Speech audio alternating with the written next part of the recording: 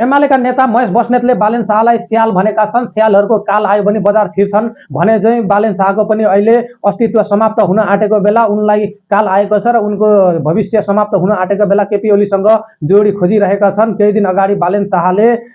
झापाबाट चुनाव लड्ने भने पछाडि यस्तो किसिमको महेश बस्नेतको प्रतिक्रिया आएको हो र बालेन लक्षित उनले व्यङ्ग्य हानेका छन् र महेश बस्नेतले भने बालेन शाहको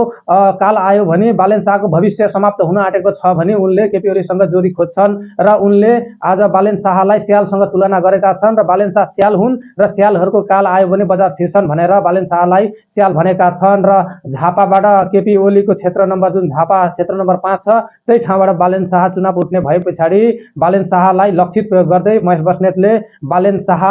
जुन केपी ओलीसँग तुलना गर्छन् र आफू केपी ओलीलाई हराउने त्यस्तो किसिमका सोच राख्छन् भने उनको भविष्य र उनको अस्तित्व सकिन्छ भनेर आज महेश बस्नेतले भनेका छन्। र त्यसकारणले गर्दाखेरि महेश बस्नेतले बालेन शाहलाई स्याल भनेका छन् र स्यालहरू बजार छिरे उनीहरू मारिन्छन् अथवा उनीहरूको जिन्दगी सकिन्छ भनेर त्यो लक्षित गर्दै बालेन शाहलाई भनेका छन्। र बालेन शाह पनि केपी ओलीसँग जोडी खोजे, केपी ओलीसँग टकराव अथवा केपी ओलीसँग प्रतिस्पर्धा गर्नु खोजे, बालेन शाहको अस्तित्व र बालेन शाहको भविष्य नै सकिने भनेर आज महेश बस्नेतले भनेका छन्।